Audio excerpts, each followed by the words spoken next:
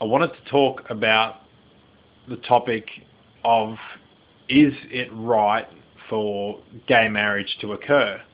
The reason it's relevant is because the gay people are fighting hard for it, and it is wrong, and there's a very logical reason why it's wrong, and that's what I want people to understand, is this one key argument as to why gay people shouldn't be allowed to be married.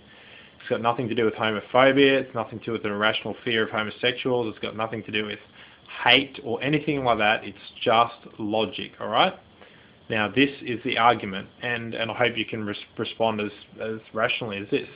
Okay, marriage has got a legal definition of between a man and a woman, in Australia anyway. Some countries are changing.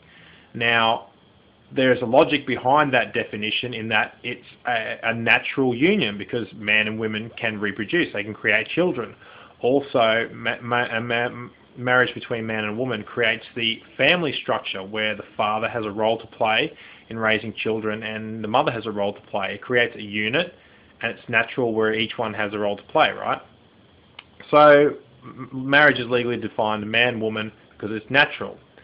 Now, if you want to change the laws and redefine marriage to include unnatural marriages, okay, things that are unnatural, people that can't reproduce and all sorts of things, right? So you want to allow gay marriages, you want to allow unnatural marriages.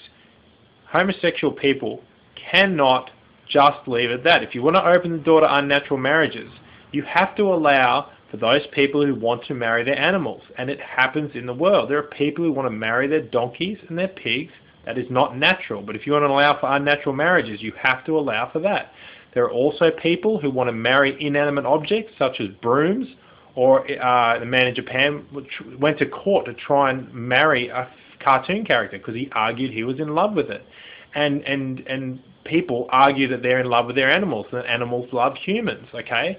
So if you open the door to unnatural marriages, you make a total mockery out of marriage. You make a total mockery out of the family unit, because a man and a donkey can't raise children, okay? They can't be a family. Likewise, a man and a broom, or a woman and a comic book, you know what I mean? Likewise, homosexual people, they can't have kids. They weren't designed by God to be a family unit. They weren't designed by God to even exist. They only exist because of their own free will. They're choosing to do something which God hates. Society already gives them the tax benefits of you know, spousal partners.